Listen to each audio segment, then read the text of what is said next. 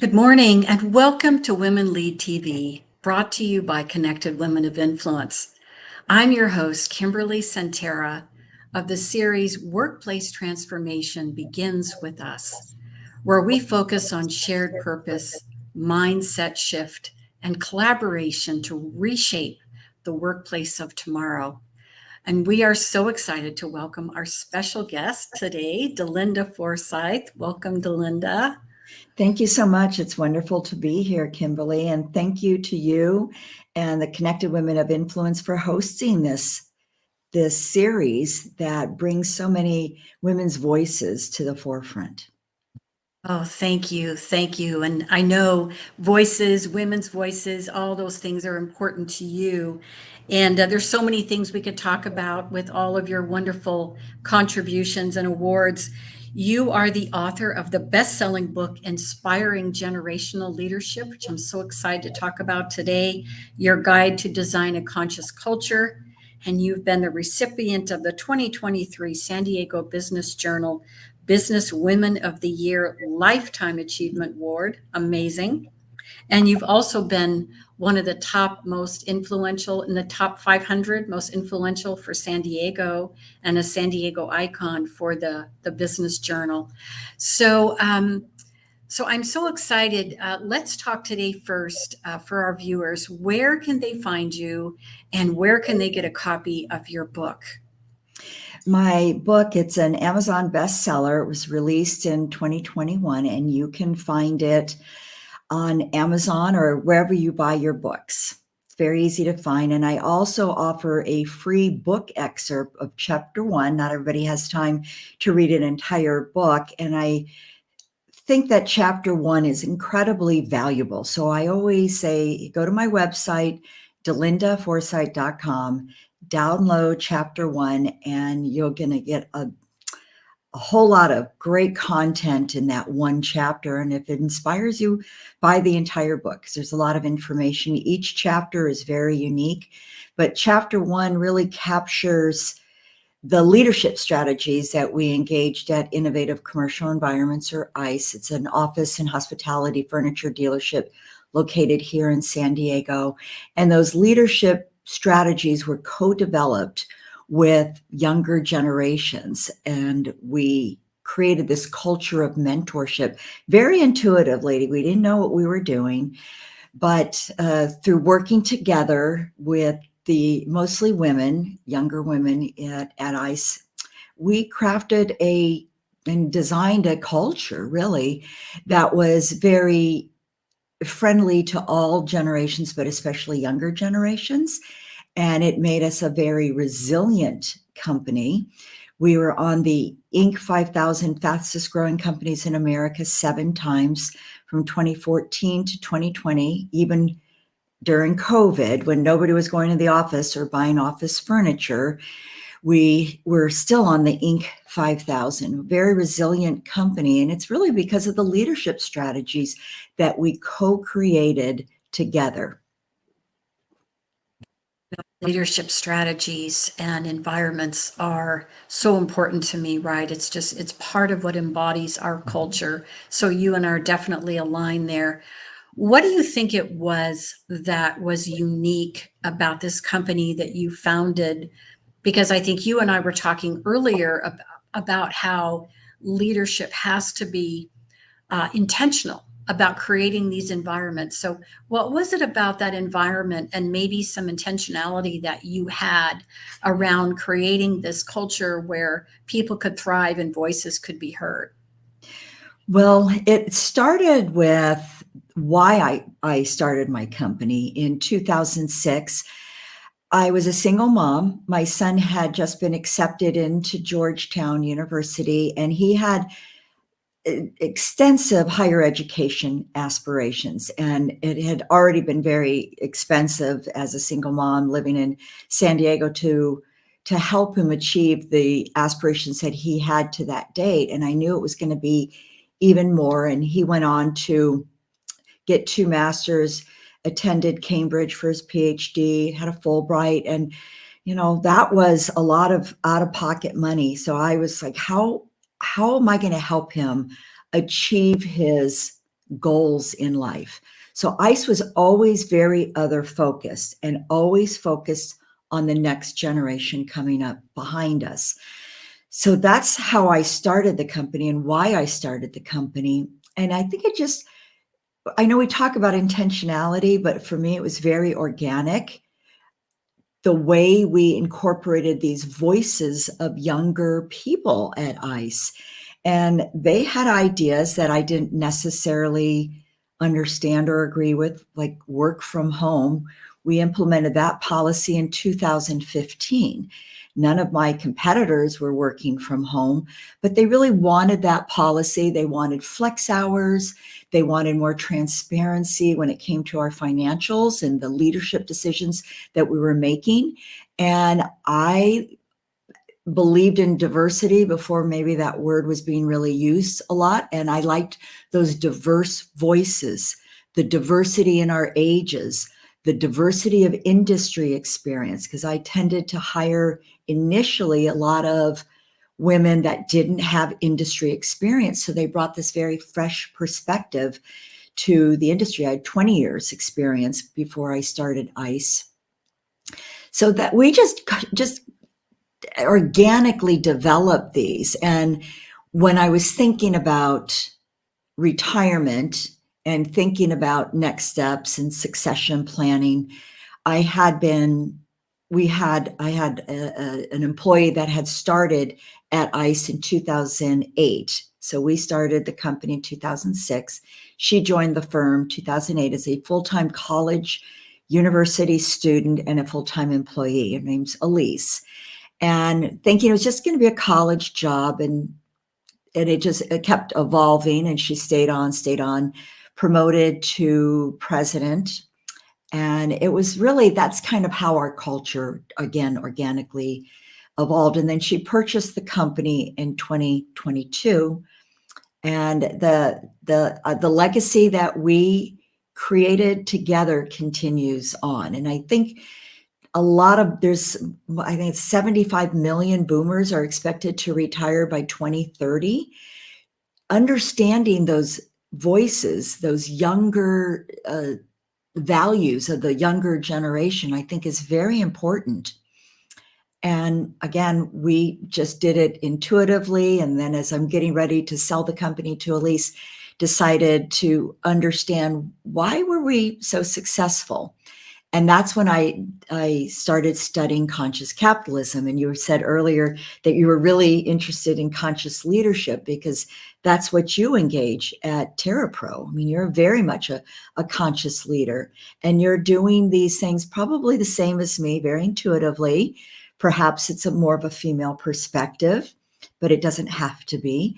But creating a conscious culture, leading with conscious leadership, valuing all stakeholders, not just shareholders, but all stakeholders, your community, the environment, your employees, your vendors, all stakeholders are equally valuable.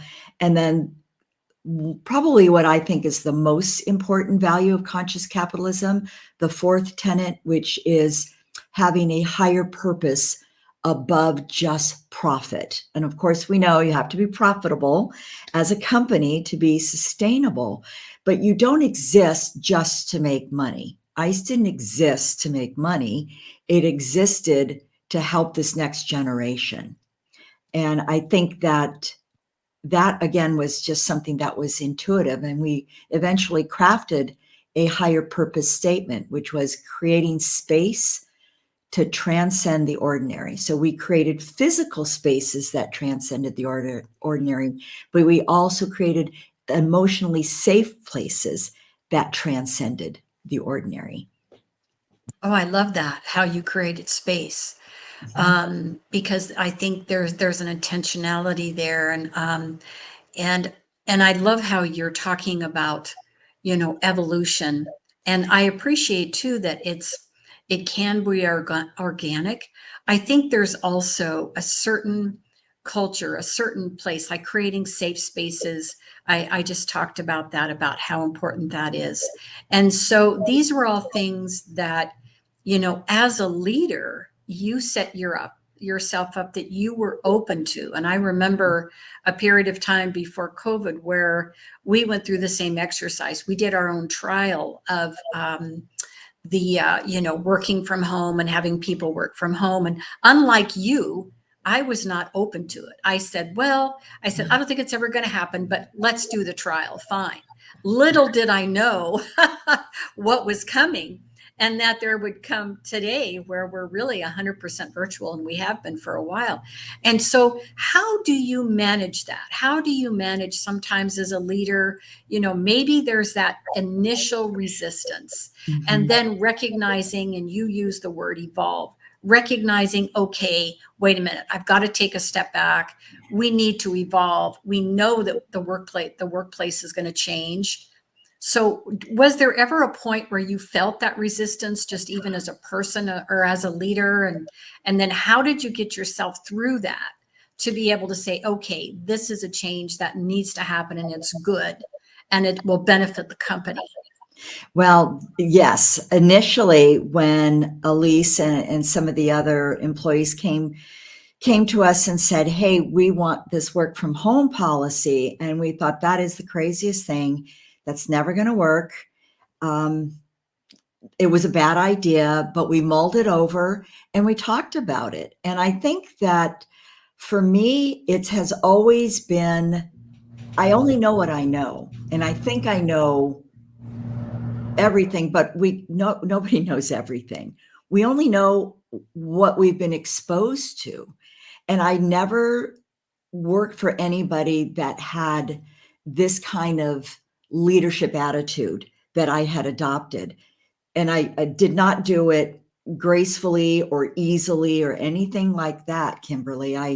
We had a lot of dialogue about it, but that was one of the things that I took a lot of pride in, is that I always felt that that power should be shared. It's not power over, it's power with. So I kept having to remind myself, okay, this is what they want. If it doesn't work out, that's going to be a challenge to pull it back, because that is a concern. But offering those work from home opportunities starting in 2015, it was beautiful. I mean, it was fantastic, because we were growing so rapidly. We were hiring so many people that we were running out of workspaces. So this was kind of an opportunity for people to work from home, and they could work anywhere in the country. And we had never considered that before. So that opened up the world for us of being able to hire employees that were incredibly experienced, especially with the line of furniture that we started representing in 2017, which is Technion. We didn't have designers in San Diego that had Technion experience. We couldn't find them. So we had to hire designers outside of San Diego. So, and again, it was very easy for us to bring that talent in because we offered remote work options. I think that's been, for us on the TerraPro side, one of the greatest benefits too, is it opens up so many new options for you in terms of workforce. So while there can be some struggles, there's also so many opportunities. And so tell me a little bit more about your book. And obviously you're seeing this happen in the workplace, and you're seeing the success, right? It was like, the ROI is there, right? And that was, I'm sure, very persuasive. So then how did you get to the book? What led to the book and writing the book? Well, it started again, just research is because I knew these things intuitively, and I needed to be able to repeat what my leadership strategies were, not just internalize them, but actually express them. And it started as an internal document. And as I started reading, oh my goodness, I read, for every page that I wrote, I think I read 10,000 words, I think is what I estimated over the course of 6 or 7 months. I read all these leadership books. I was a voracious reader. And from that, I realized, conscious capitalism really aligned with exactly what we were doing. And when you think about responsible business leaders or socially conscious business leaders, it's in the forefront a lot more these days. I'm sure Patagonia, Chobani,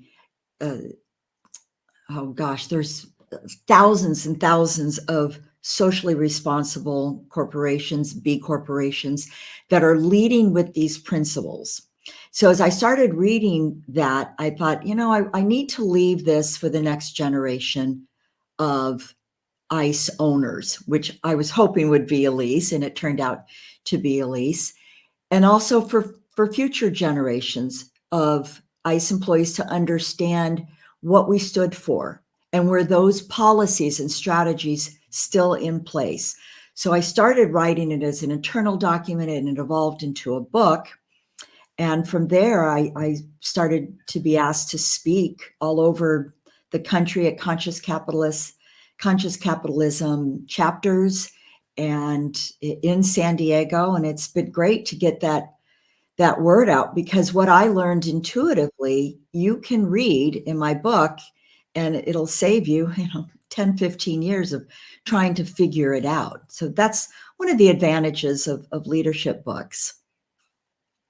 Well, and I have to say that I did get through the first chapter that you share, and I found so many great anecdotes and so much great information. I found myself highlighting and making notes, and I've got to talk to someone about this and someone about that, and I think it really aligned really with our company as well, where we've been so purposeful around creating values and being able to give people the language, this is what we look like and this is how we show up. And I think the other thing, I'm just reminded of this when you've done some of these things that you tried, I think also as leaders, it's okay to make mistakes. Yes. It's okay. I tell my people a lot, we're going to try this. We don't know how it's going to work.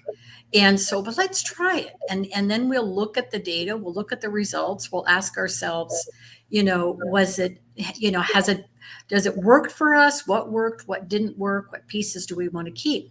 And so I'm hearing that as well, being open to look at things and realizing that change can be embraced. And if you fail a little bit along the way, that's not a deal breaker, right? No. That's how we get to the Failure next comes level. along with it. It's great to fail, and then being transparent about your failure. You're okay to say, hey, let's try it and let's evaluate it as a team. You're doing exactly how I led, Kimberly. You're leading exactly the same way.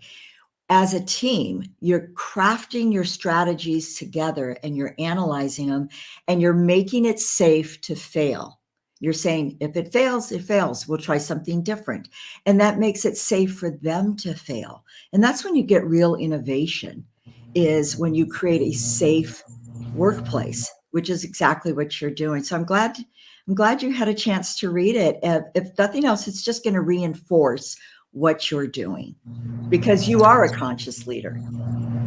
Well, and I think too, everything that you're talking about, we know there's going to be changes in the workforce. We know that there's going to be some huge shifts as baby boomers retire.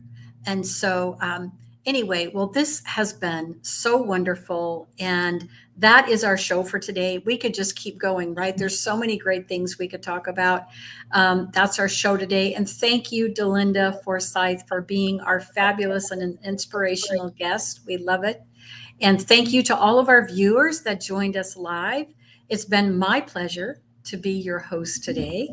And have a great rest of the week. And a reminder that transformation begins within each one of us. So keep growing, keep learning, keep exploring. Until next time.